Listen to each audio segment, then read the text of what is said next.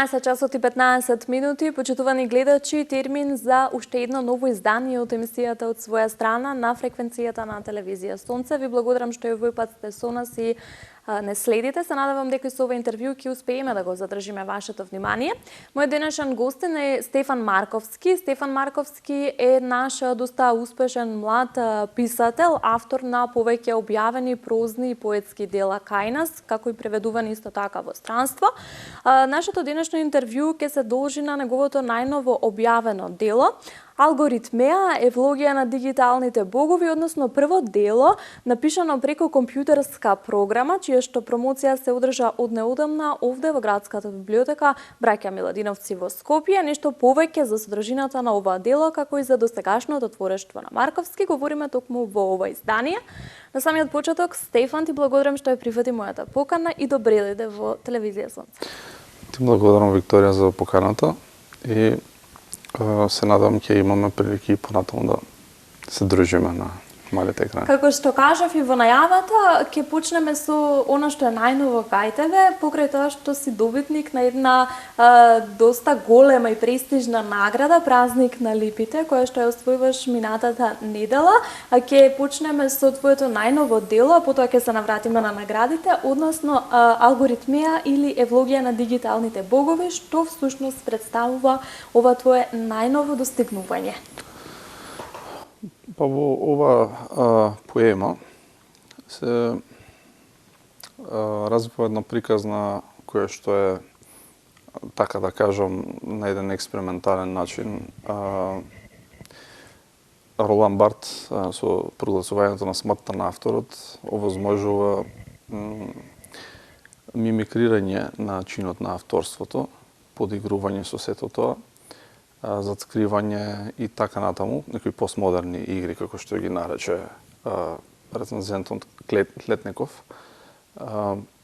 Значи, се работи за поетска книга која што всушност е напишана во 2072 година, 50 години од сега, и со временска машина, со некоја нова технологија допадувала во денешницата, да ни соопшти некои работи кои што се случиле тогаш, кога најверојатно според Муровиот закон и според некои анализи на футуролози ќе располагаме со технологија која што ќе умее да генерира текстови. Ќе видиме дали ќе се случи тоа, нели, за 50 години од сега.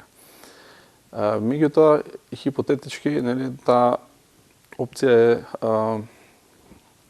така во книгата, потврдена, творечки потврдена.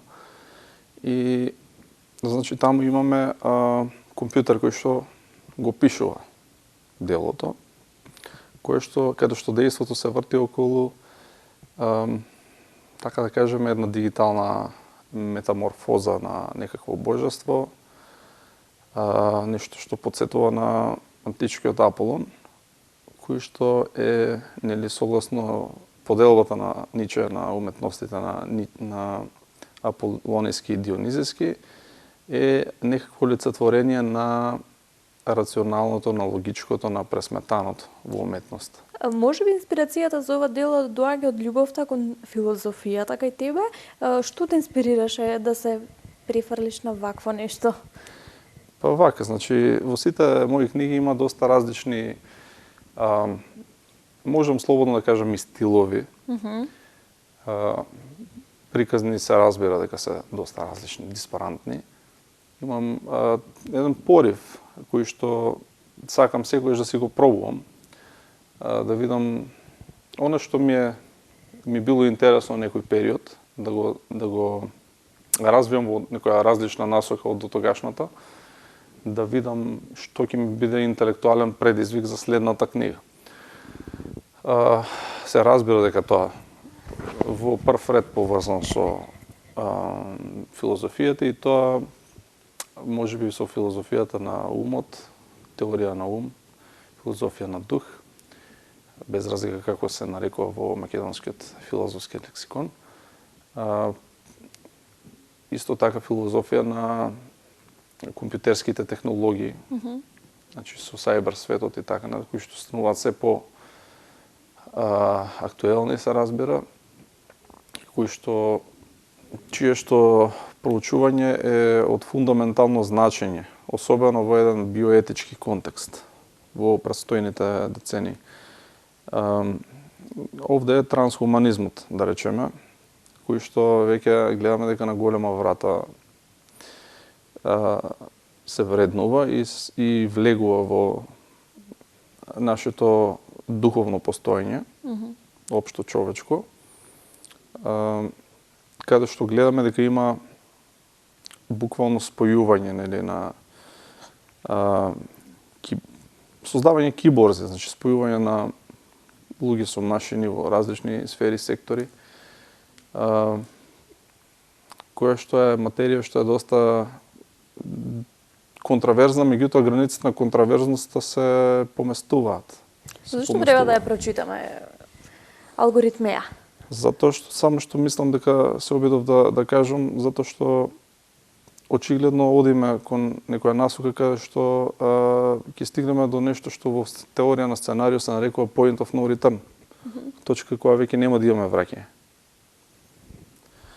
И тоа е она што оваа книга го испитува како можност. Значи има дојдена е, нели, од 50 години од иднината денес, да ни соопшти. Сега тоа соопштување може да е предупредување, може и да е убедување и така натаму. Е некој вид творечки експеримент. Сметаш ли дека премногу нагло се движи тој развиток на технологијата денес и како го карактеризируваш ти, како позитивен, можеби, или? Развиток на технологијата се движи најверојатно во согласност со некои метрички определиви принципи, како што е овде, например, Муровиот закон.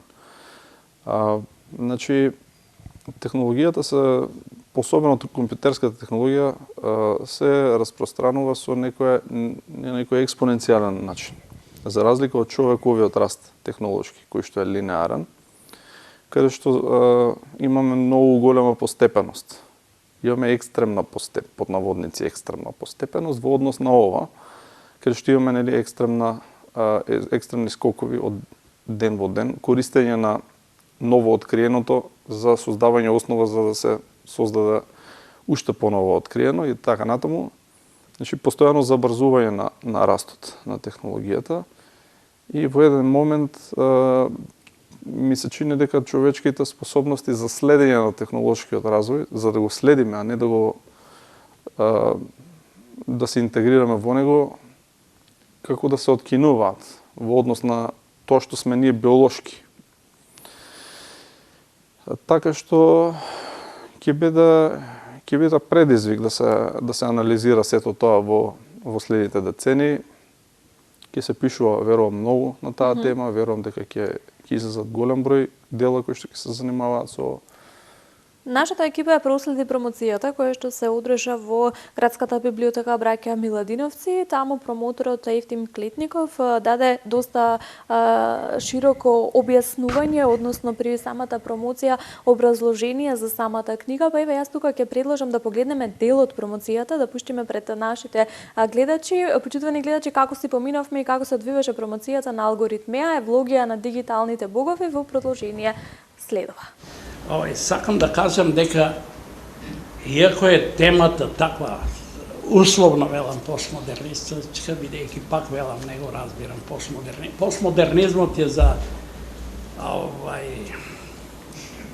Кристина нема да се навредиш, ама за теоретичарите универзитетски, тоа е како некој вид прокрустова постела. Ако кога ќе дојде поет или патник, ако не се вглобува во постелата, се кастри така да биде. Така и денес јас, не толку да не се, ама се става во постмодернизам. И што треба и што не треба. Реков дека има јасна разлика, јас разликувам што е постмодернизам. Сепак, што е модернизмот има онтологија, има битие, има чувство, има. Кај постмодернизмот го нема. Нема сакралност, убиене, има киселина, има мравја киселина, што ги раствара митовите, што ги раствара така.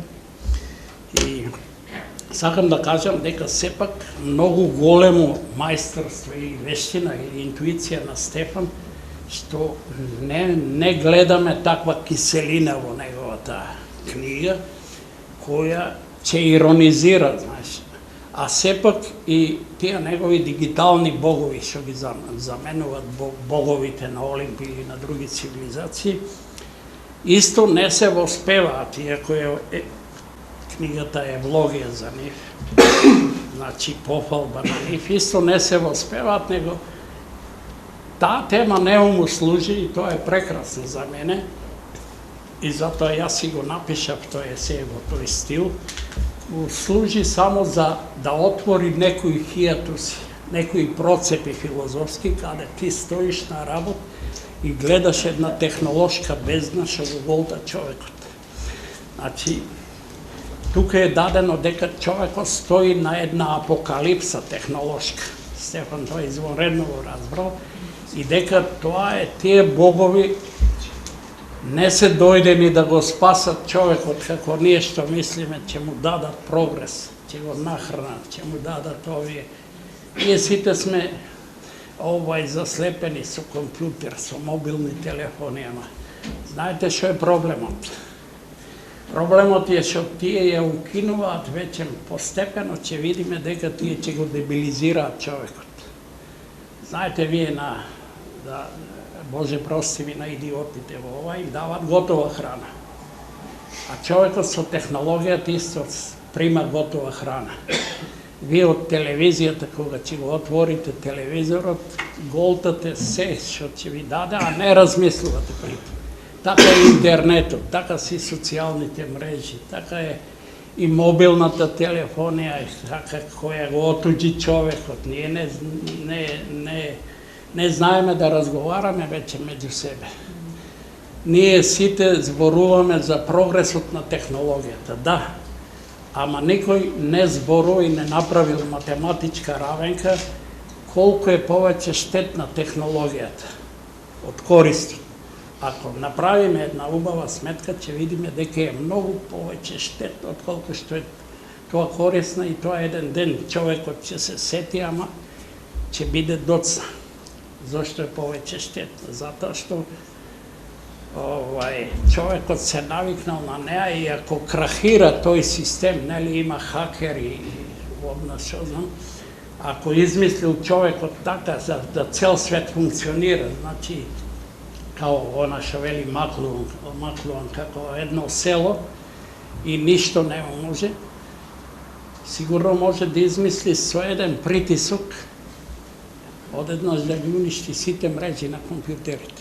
По цел свет, и што правиме тоа? Посебно овие мегаполиси, како Њујорк со 30 милиони жители. Колапс, уништување и така. Значи, човекот воопшто не размислува за таа апокалипса. Најопасното е што тие дигитални богови, таа вештачка интелигенција која веќе се развива, која Стефан има во тоа и ја предвидела апокалипсата од неа, дека еден ден таа, кога ќе го надмине со интелигенција човекот, ќе посегне по човекот како пониско битие. Така Стефан, така е. Еве сме назад во студиото, продолжуваме со разговорот. Говорам со Стефан Марковски, наш млад и успешен поет и писател. А Стефан, релативно си млад, имаш доста објавени дела. Кажи ми како успеваш да го задржиш тој континуитет на пишување? Па секогаш ли имаш инспирација? Се трудам, барем.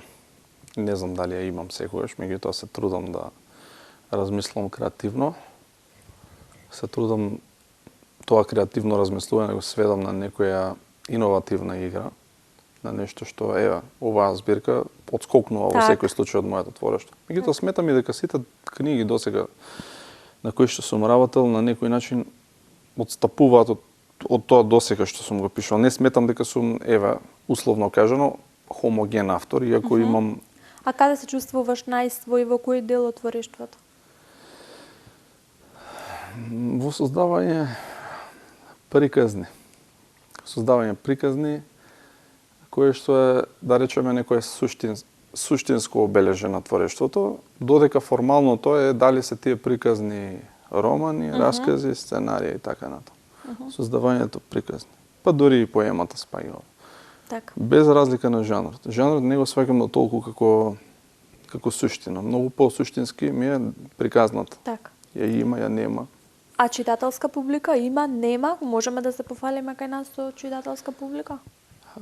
Па, знаеш и ти, ми се чини, ти си поетеса. Да, пишував едно време. Така. Значи, читателската публика кај нас е доста ограничена и целата уметничка публика, како што знаеш, е поприлично ограничена во смисла на можност за обраќање внимание. Можеби овде е и онаа стигма кон македонските автори. Меѓутоа, сметам дека со времето, со текот на времето, малку како да се подобрија работите во тој дел. Се повеќе луѓето даваат шанса на Секако дека постои домашните простор. автори. Секако дека постои простор и секако дека логично е да луѓето обраќаат внимание од повеќе аспекти. Има луѓе кои што ги интересира јазикот, има луѓе кои што ги интересира македонскиот контекст, дали книжевен, дали културен, дали општествено, социјален, политички и така натаму. Во секоја смисла луѓето се интересираат за контекстот, а со самото тоа постои шанса и да се интересираат и за македонската литература, значи тоа е еден голем дел од публиката кој што поаѓа од таа перспектива.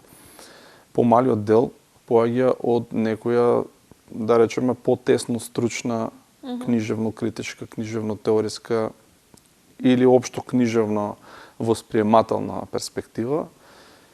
И сметам дека тие се всушност сподвижниците на литературата.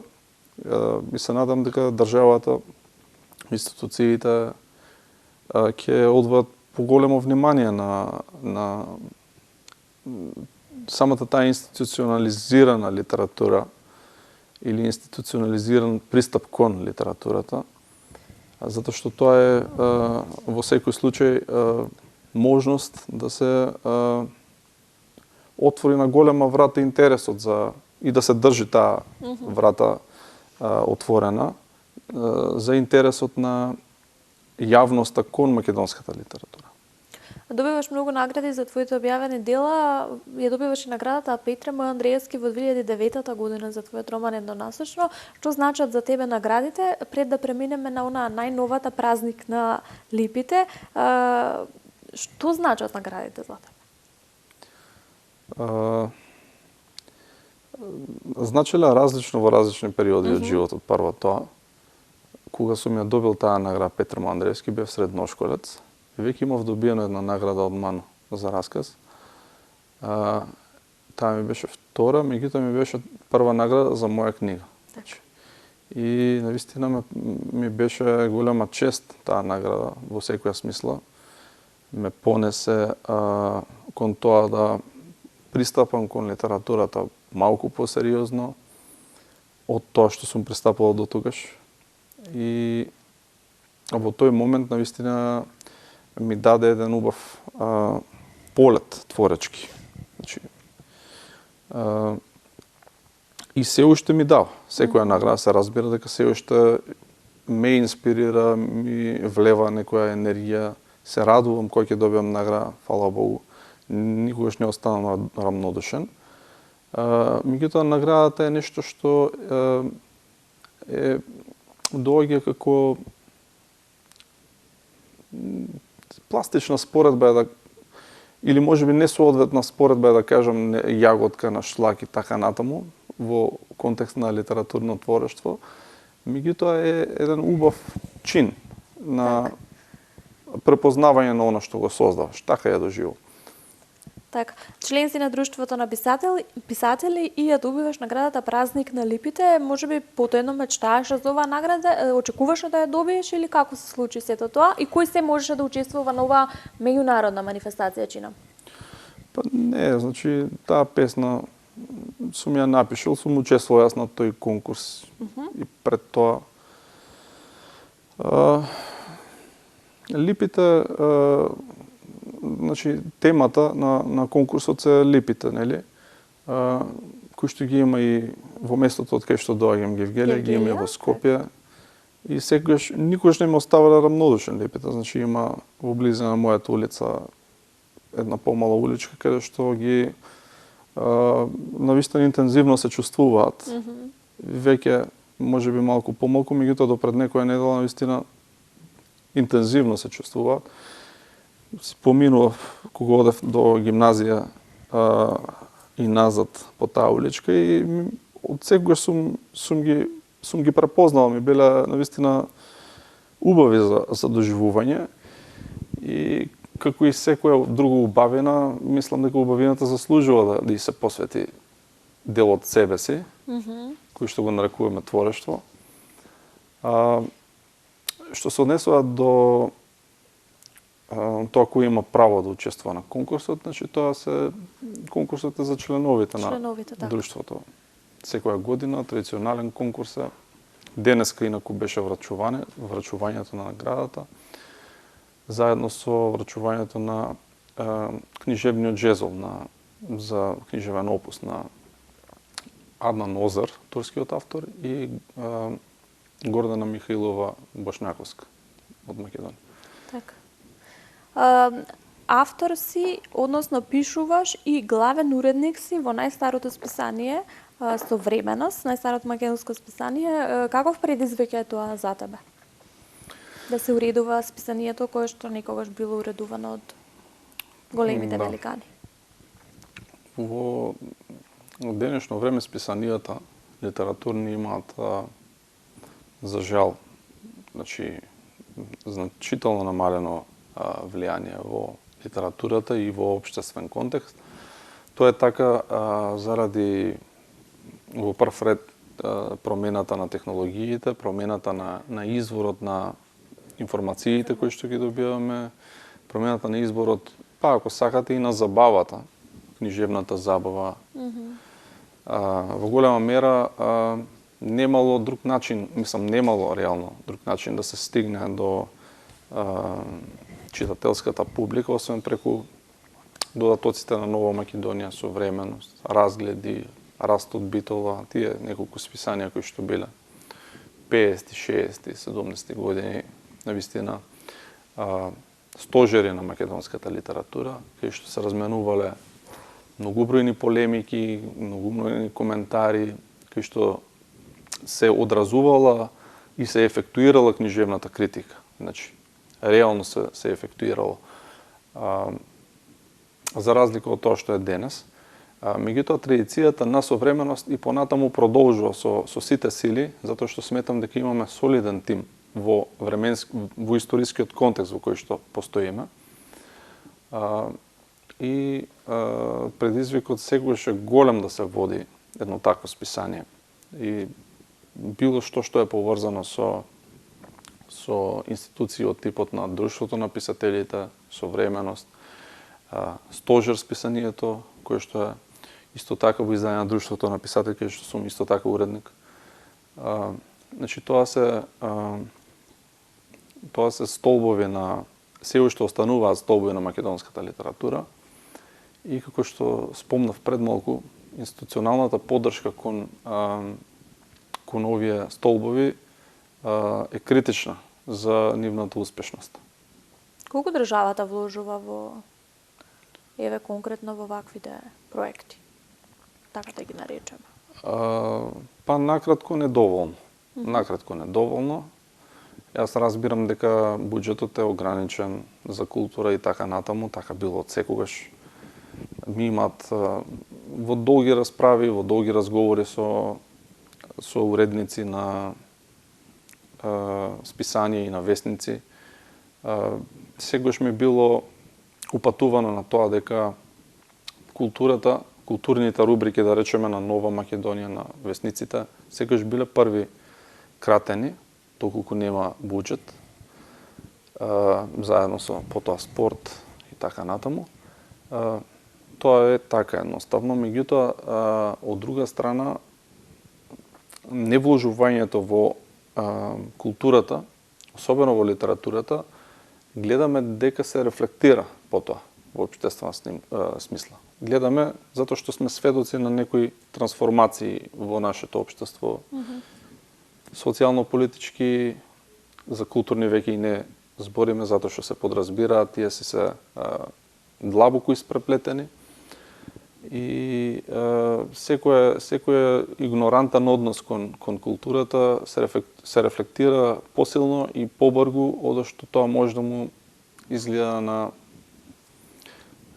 одреден чиновник или носач на одлуки кој што е сепак привремено таму каде што е. Стефан, се живее ли од творештво во Македонија? Многу тешко. Неизводливо, колку што знам. Не само во Македонија, тоа е нели општ тренд во не само балканските земји, туку и во поширок контекст, можеби. Има во земјите како Чешка, Словачка, има по неколку луѓе кои што живеат навистина од литература. Можеби во Романија, можеби во Хрватска. Има по некој, меѓутоа многу е тоа е едно прашање кое што зависи од читателската публика, од големината на книжевниот пазар, индивидуалниот пристап на авторот, се разбира, спремноста на авторот да излезе од книжевните граници на својата книжевно-јазична средина во која што создава. Мислам дека доколку авторите се спремни да излезат од границите на Македонија, значи доколку создаваат малку поуниверзална литература, која што би била поприфатлива од светската публика и доколку се воспостави еден посистематичен однос на релација македонски автори, странски издавачки куќи, странски книжевни агенции и така натаму, можеби за тоа би било добро да се оформи една владино тело како книжевна агенција за книга, која што би го координирала полесно тој процес. Мислам дека на тој начин би се направил еден пат да се отиде во таа насока. А достапни ли се твоите дела за странската публика? Да. Достапни се и имаат забележено, можам слободно да кажам, задоволителна продажба во смисла на тираж и така натаму. А како оди тој процес? Предпоставувам макотрпен. Дури се дојде до таму. Да. Треба да се најважно е да се обезбеди квалитетен превод. Малку е покомплициран процесот на традиционално издавање книги со традиционални издавачки куќи на запад, каде што има навистина големи тимови и политиката на уредување е многу различна од оно што е во Македонија случај. И самата таа процедура на издавање, каде што има книжевни скаути, каде што има агенти книжевни, каде што има уредници кои што се специализирани за различни жанрови, еден уредник за поезија, друг за одредени типови трилери, политички трилери, трет за психолошки трилери, четврт за романси и така натаму. Зборам за и не така големи издавачки куќи. Тој процес е навистина многу комплексен и може да трае многу време. Значи, зборам за период од може повеќе месеци, можеби година и така натаму, каде што треба да се биде во активна комуникација со уредниците, со постојани повратни одговори, со постојано менување. И таму треба да си среќен за да ти биде објавена било каква верзија на делото што иницијално си го создал. Таму нема first draft, таму има second draft, third draft и така натаму, повеќе верзии на една книга, голем број верзии всушност. И тоа е макотрпен процес, за разлика од тој процес многу е поедноставно да се пристапи кон платформи од типот на Amazon, каде што е многу полеснен тој процес, поедноставен, со поквалитетен превод и со познавање на тој екосистем на Amazon, на средината во која што би екзистирало делото, па и на алгоритмите, би можело да се дојде до одредени ранкинзи, до одредени рангирања на делото во секој случај потесна потесен жанр, потесна област, бидејќи е навистина многу комплексно, многу тешко да се добија ранг на ниво на еден цел жанр, како што на пример, не знаме, да речеме трилер. Така. Што да очекуваме следно од тебе? Следно од мене, па веројатно повеќе некои драмски текстови кои што ги пишувам последниве месеци, исто така некоја кратка проза, можеби полога проза ќе видиме. Интересно е тоа што ти си постдипломските студии ги завршуваш на драмскиот факултет. Да. Од каде е таа идеја таму да завршиш постдипломски? Па таа идеја ми е прастара всушност. Јас кога бев уште дете, повеќе ги сакав филмовите од литературата. И сакав да на некој начин сакав да станам режисер. Значи сакав да правам филмови. Сакав тие слики, замисли на сцени и така натака да си ги реализирам на платно, меѓутоа со текот на времето се рафинираше и мојата смисла за јазик, за изразување и во исто време и гледаш некои објективни тешкоти околу снимањето филмови во однос на можноста да се навлезе во книжевната сфера и да се најде соодветна книжевна експресија, се насочив кон повеќе кон пишувањето. И запишав таа идеја за пишување на филмско сценарио, значи сценарио за филми за телевизија, одамна тлееше и ми беше навистина прекрасно искуство студирањето на драмскиот факултет како постдипломец, каде што научив доста сознание и од мојот ментор Сашко Насев и од Владимир Блажевски и од други професори. И за самото структурирање на приказните и за метафорите, за индиректноста, директноста на метафорите, за така некои марифети околу создавањето приказни. Значи следно драма да очекувам. Па да, се надевам. Ти благодарам што одвои време, што ја прифати уште еднаш мојата покана. Ти честитам за сите награди, за се досега што имаш постигнато и се надевам дека повторно ќе се видиме на некоја твоја успешна приказна. Ти благодарам уште една за поканата и го споделувам очекувањето. Почитувани гледачи, Стефан Марковски во најновото издание од своја страна. Се надевам дека уживавте во овој разговор. Ние ќе се видиме за 7 дена, до тогаш ве поздравувам.